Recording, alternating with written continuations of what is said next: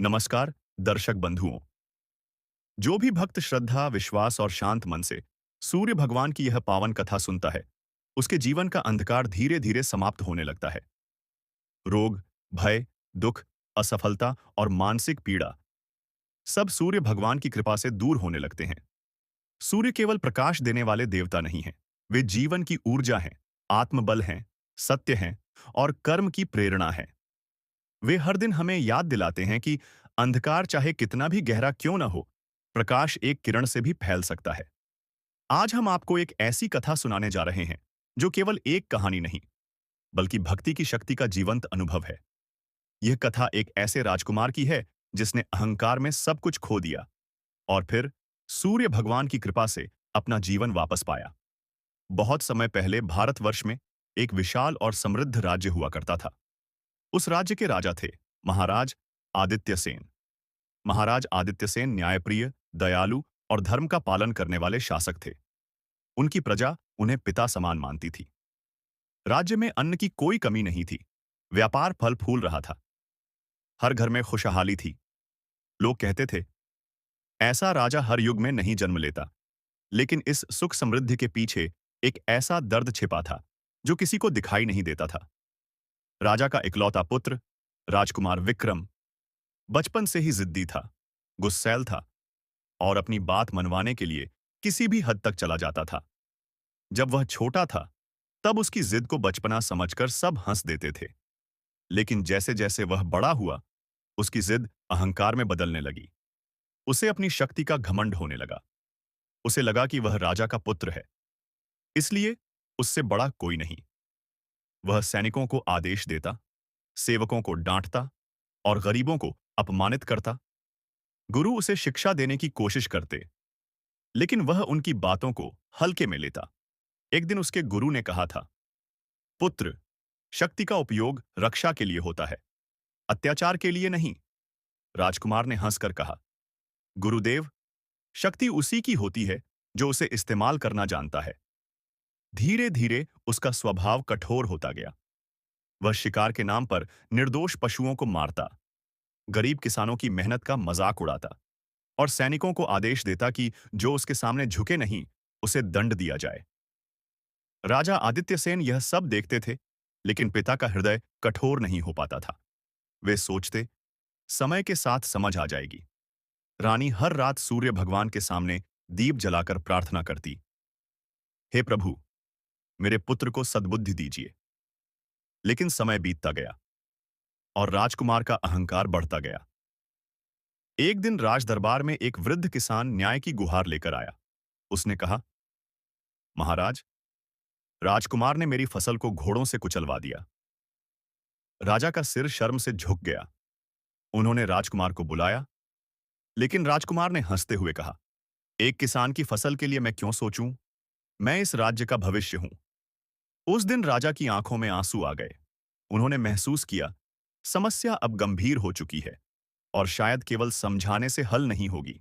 राजा आदित्य सेन के मन में अब चिंता घर कर चुकी थी। उन्हें महसूस होने लगा था कि अगर समय रहते राजकुमार नहीं बदला, तो एक दिन उसका अहंकार पूरे राज्य के लिए संकट बन सकता है। लेकिन नियति ने भी शायद वही तय कर रखा था जो आगे होने वाला था। एक दिन सुबह सुबह राजकुमार विक्रम अपने मित्रों और सैनिकों के साथ शिकार खेलने जंगल की ओर निकला। जंगल शांत था, पक्षियों की आवाजें गूंज रही थीं, सूरज की किरणें पेड़ों के बीच से जमीन पर पड़ रही थीं। लेकिन राजकुमार के मन में केवल शिकार का जोश था और अपनी वीरता दिखाने का घमंड। वह घोड़े को तेज दौड़ाता हुआ जंगल के भीतर गहराई तक चला गया। अचानक उसे दूर धुएं की एक पतली लकीर दिखाई दी। वह उस दिशा में बढ़ा। थोड़ी दूर जाने पर उसने देखा, कुछ अर्शी एक पवित्र स्थान पर बैठकर यज्ञ कर रहे थे। वे मंत्र जप रहे थे, सूर्य की ओर मुख करके अर्घ्य दे रहे थे। उनके चेहरों पर शांति थी, आंखों में भक्ति थी। वह दृश्य इतना पवित्र था कि कोई भी व्यक्ति वहां पहुंचकर सिर झुका देता। लेकिन राजकुमार के मन में श्रद्धा नहीं, उपहास जागा। वह जोर से हंसा, ये क्या कर रहे हो तुम लोग? एक आग के गोले को भगवान मानते हो? ऋषियों ने धीरे से आंखें खोली। उनमें से एक वृद्ध ऋषि आगे आए। उन्होंने शांत स्वर में कहा, पुत्र, यह सूर्य आराधना है। यही सूर्य इस धरती को प्रकाश देता है, जीवन देता है। राजकुमार ने व्यंग्य से कहा, अगर यह इतना शक्तिशाली है तो खुद को बचा क्यों नहीं लेता? और इतना कहकर उसने घोड़े को यज्ञ वेदी की ओर दौड़ा दिया। घोड़े की टापों से वेदी का एक हिस्सा टूट गया। अर्घ्य के पात्र गिर पड़े। यज्ञ की अग्नि डगमगाने लगी। आर्षि घबरा गए, लेकिन फिर भी उन्होंने संयम नहीं छोड़ा। एक ऋषि ने हाथ जोड़कर कहा, राजकुमार, यह अधर्म है, देव कार्य में बाधा मत डालो। लेकिन राजकुमार का अहंकार अब चरम पर था। उसने सैनिकों को आदेश दिया, सब हटाओ यहां से, यह सब ढोंग है। तभी वही वृद्ध ऋषि फिर आगे आए। उनकी आंखों में करुणा थी, क्रोध नहीं। उन्होंने राजकुमार की आंखों में सीधे देखकर कहा, पुत्र, जिस सूर्य का तुम आज अपमान कर रहे हो, वही एक दिन तुम्हें जीवन का सत्य दिखाएगा। अहंकार का अंत हमेशा पीड़ा में होता है। जब मनुष्य अपनी शक्ति पर घमंड करता है तो प्रकृति उसे झुकना सिखा देती है। उनके शब्दों में न श्राप था, न गुस्सा, लेकिन एक अजीब गूंज थी। कुछ पल के लिए राजकुमार का मन विचलित हुआ, लेकिन अगले ही क्षण वह फिर हंस पड़ा। मुझे डराने की कोशिश मत करो, और वह वहां से चला गया। जंगल से लौटते समय अचानक मौसम बदल गया। आसमान में बादल छा गए, हवा तेज हो गई, घोड़ा अचानक बेकाबू हो गया। राजकुमार का संतुलन बिगड़ गया और वह जमीन पर गिर पड़ा। उसके हाथ में चोट लगी, लेकिन वह किसी तरह संभल गया। उसे पहली बार एक अजीब डर महसूस हुआ, लेकिन उसने उसे कमजोरी समझकर नजरअंदाज कर दिया। उधर महल में राजा आदित्य सेन को जैसे ही यह समाचार मिला कि राजकुमार ने ऋषियों के यज्ञ को नुकसान पहुंचाया है, वे स्तब्ध रह गए। उनके हाथ कांपने लगे। उन्होंने धीरे से कहा, अब यह केवल शरारत नहीं रही, यह अधर्म है। उस रात राजा को नींद नहीं आई। वे महल की छत पर जाकर आकाश की ओर देखने लगे। सूर्य अस्त हो चुका था, लेकिन आकाश में उसकी लालिमा बाकी थी। राजा ने हाथ जोड़कर कहा, हे सूर्य देव, अगर मेरे पुत्र से भूल हो रही है तो उसे सही मार्ग दिखाइए। मैं एक पिता हूं, उसे दंड नहीं दे पा रहा, लेकिन आप उसके भीतर प्रकाश भर सकते हैं।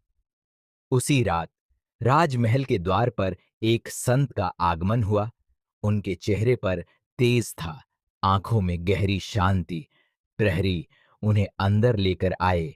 राजा ने उनका सम्मान किया और उनसे पूछा, गुरुदेव, क्या आप मेरे पुत्र को सही मार्ग दिखा सकते हैं? संत मुस्कुराए। उन्होंने कहा, राजन, जब मनुष्य भटक जाता है तो उसे शब्द नहीं, अनुभव बदलता है। तुम सूर्य भगवान की शरण में जाओ। सूर्य केवल आकाश में चमकने वाला तारा नहीं, वे चेतना हैं, प्रकाश हैं, जीवन का आधार है। उनकी आराधना से अज्ञान का अंधकार मिटता है। राजा ध्यान से सुनते रहे। उनके मन में आशा की एक किरण जाग उठी। अगली सुबह से ही राजमहल का वातावरण बदलने लगा। संत के जाने के बाद राजा आदित्य सेन ने निर्णय ले लिया था कि अब वे सूर्य भगवान की शरण में जाएंगे। उन्होंने रानी से कहा, अब समय आ गया है कि हम अपने पुत्र के लिए तप करें। सूर्य आराधना ही उसे सही मार्ग दिखा सकती है। रानी की आंखों में आशा और भय दोनों थे, लेकिन उन्होंने तुरंत सहमति दे दी। अगले रविवार से सूर्य व्रत शुरू हुआ। सुबह ब्रह्म मुहूर्त में उठना, स्नान करना, उगते सूर्य को तांबे के पात्र से अर्घ्य देना, मंत्र जाप करना, दिन भर उपवास। महल के प्रांगण में सूर्य मंत्रों की ध्वनि गूंजने लगी। धीरे धीरे पूरा वातावरण बदलने लगा। जहां पहले शोर और अहंकार था, वहां अब शांति और भक्ति थी। प्रजा ने भी यह परिवर्तन महसूस किया। लोग कहने लगे, राजा स्वयं सूर्य व्रत कर रहे हैं। अब राज्य में अवश्य कुछ बड़ा होने वाला है।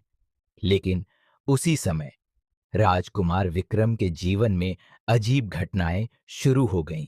उसे बेचैनी होने लगी, मन बिना कारण घबराने लगा।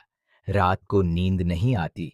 आंखें बंद करते ही उसे तेज प्रकाश दिखाई देता, जैसे कोई अग्नि उसके सामने जल रही हो। वह चौंक कर उठ जाता, पसीने से भीगा हुआ। दिन में भोजन करता तो स्वाद गायब, उसे लगता जैसे भोजन राख बन गया हो। गुस्सा बढ़ता गया, वह सैनिकों पर चिल्लाता, सेवकों को दंड देता, लेकिन भीतर कहीं एक डर घर करने लगा था। उसे समझ नहीं आ रहा था कि यह सब क्यों हो रहा है। एक रात उसे एक विचित्र सपना आया। उसने देखा वह अकेला अंधेरे जंगल में भटक रहा है। चारों ओर घना अंधकार है। अचानक दूर से तेज प्रकाश दिखाई देता है।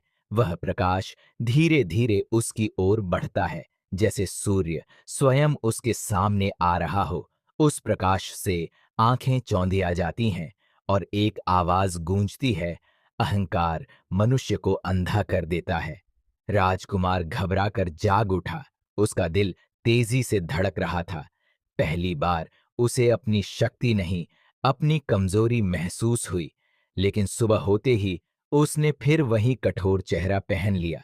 उधर महल में सूर्य व्रत का तीसरा रविवार आया।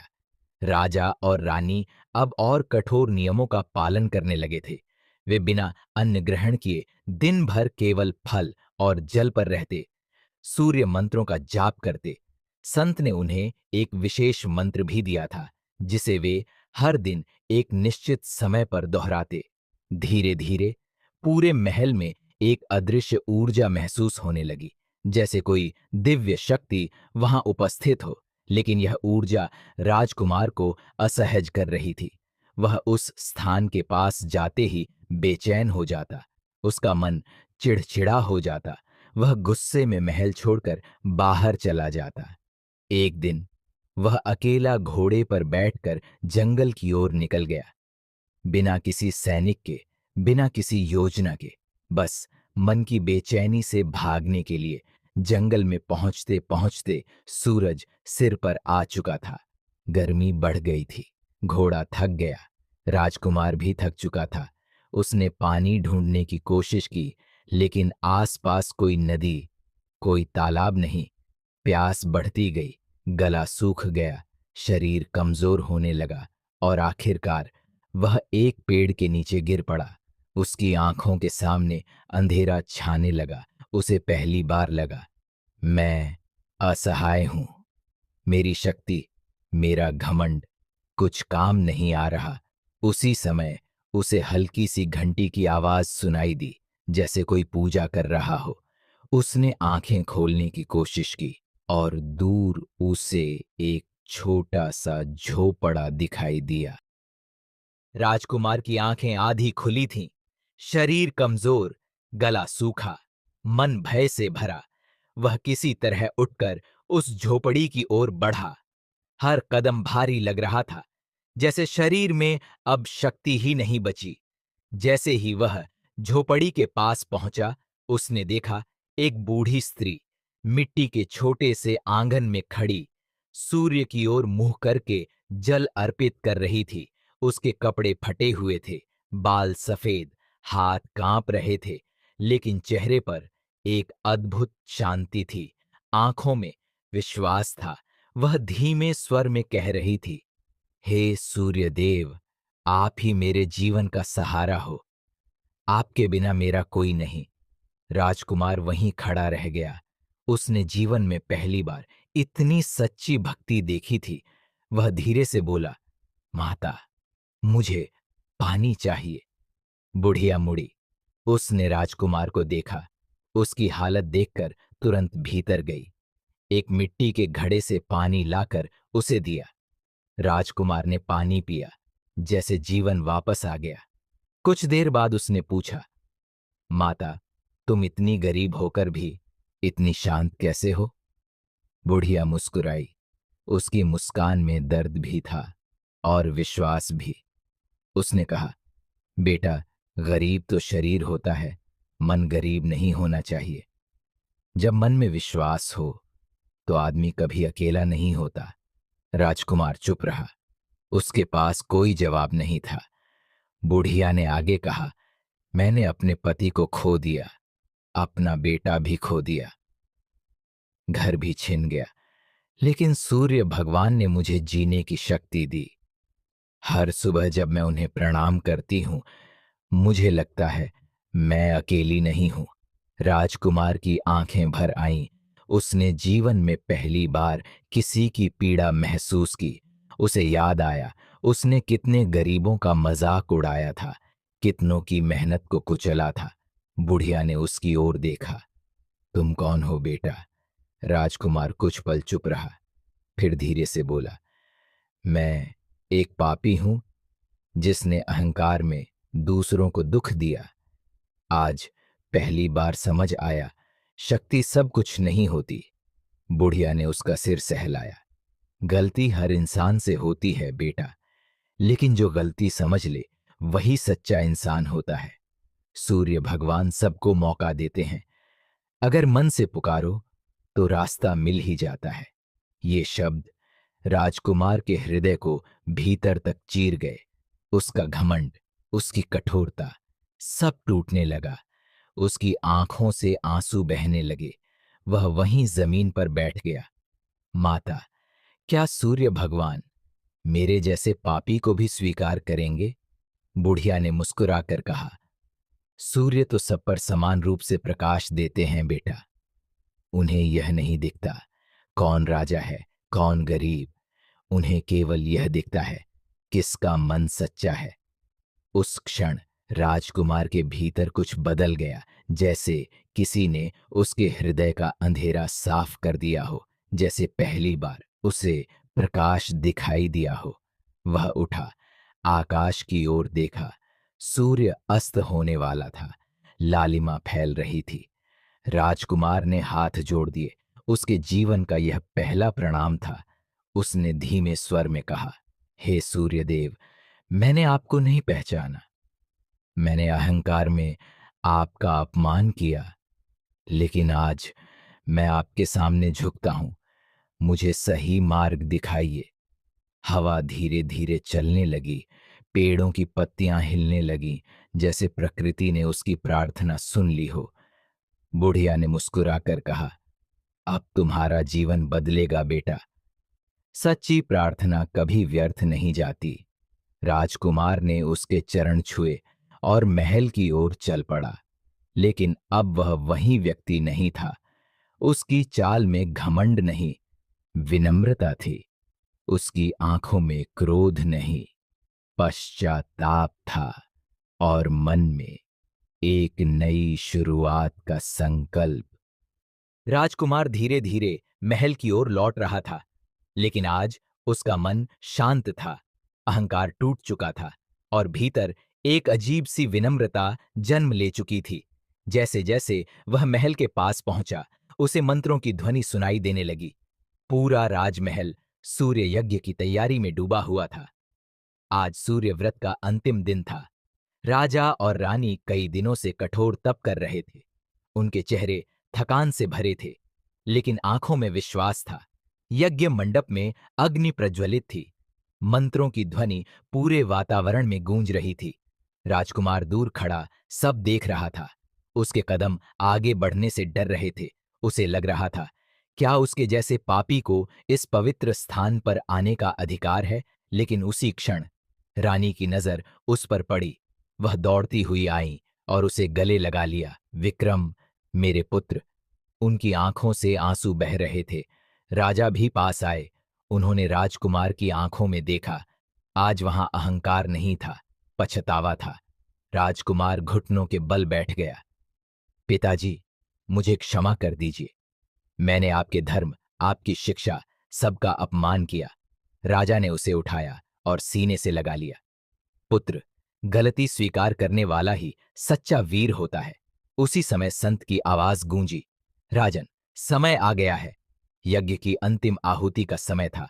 राजा, रानी और राजकुमार तीनों अग्नि के सामने बैठ गए। मंत्रों का उच्चारण शुरू हुआ। वातावरण अचानक बदलने लगा। हवा तेज चलने लगी। अग्नि की लौ ऊंची होने लगी, जैसे कोई अदृश्य शक्ति वहां उतर रही हो। अचानक हवन कुंड से तेज प्रकाश फूटा, इतना तेज कि आंखें खुली रखना मुश्किल हो गया। पूरा महल उजाले से भर गया। सब लोग स्तब्ध रह गए। मंत्रों की ध्वनि अपने आप धीमी हो गई और उसी प्रकाश के बीच एक दिव्य स्वर गूंजा, गंभीर, शांत और करुणामय। राजन, तुम्हारी भक्ति सफल हुई। तुमने अपने पुत्र के लिए जो तप किया वह व्यर्थ नहीं गया। राजा और रानी भूमि पर झुक गए। राजकुमार कांप रहा था। दिव्य स्वर फिर गूंजा, पुत्र, अहंकार मनुष्य को अंधा कर देता है, लेकिन पश्चाताप उसे फिर से प्रकाश की ओर ले आता है। आज से तुम्हारा नया जीवन आरंभ होता है। प्रकाश की एक किरण सीधे राजकुमार पर पड़ी। उसका शरीर कांप उठा, जैसे भीतर का सारा अंधकार जल रहा हो। उसकी आंखों से आंसू बहने लगे। वह हाथ जोड़कर बोला, हे सूर्यदेव, मैंने आपको नहीं पहचाना। मैंने अपनी शक्ति पर घमंड किया, लेकिन आज मैं आपके सामने झुकता हूं। मुझे सेवा का मार्ग दीजिए। कुछ क्षणों तक पूरा वातावरण शांत रहा। फिर प्रकाश धीरे धीरे कम होने लगा। अग्नि सामान्य हो गई, लेकिन उस क्षण के बाद सब कुछ बदल चुका था। राजकुमार अब पहले जैसा नहीं रहा। उसकी आंखों में नम्रता थी, मन में सेवा का भाव।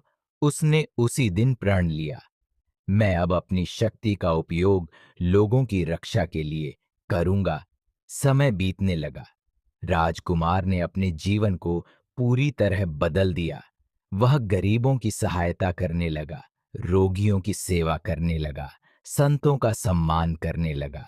प्रजा उसे देखकर कहती, यह वही राजकुमार है या कोई नया मनुष्य जन्मा है। राजा आदित्य सेन के चेहरे पर वर्षों बाद सच्ची शांति आई। रानी हर सुबह सूर्य को धन्यवाद देती और राज्य में एक नई ऊर्जा फैल गई। कहा जाता है, जहां सूर्य भगवान की भक्ति होती है, वहां अंधकार टिक नहीं सकता। वहां रोग दूर होते हैं, वहां भय समाप्त होता है, वहां निराशा खत्म हो जाती है। सूर्य केवल आकाश में चमकने वाला तारा नहीं है, वे जीवन की चेतना है, प्रकाश हैं, सत्य हैं। और जो भी व्यक्ति सच्चे मन से उनकी आराधना करता है, उसका जीवन बदल जाता है। यदि आप भी चाहते हैं कि आपके जीवन में प्रकाश बना रहे, सकारात्मक ऊर्जा बनी रहे और दुख कष्ट दूर हों, तो प्रतिदिन उगते सूर्य को प्रणाम करें, उनका स्मरण करें और अपने कर्मों को शुद्ध रखें। जो भी भक्त श्रद्धा से इस कथा को सुनता है, उसके जीवन में आशा का नया सूर्योदय अवश्य होता है। अगर आपको यह कथा पसंद आई हो तो कमेंट में जय सूर्य देव अवश्य लिखें और ऐसी ही पावन कथाओं के लिए चैनल को सब्सक्राइब करना न भूलें। सूर्य भगवान की कृपा आप पर सदैव बनी रहे। जय सूर्य देव।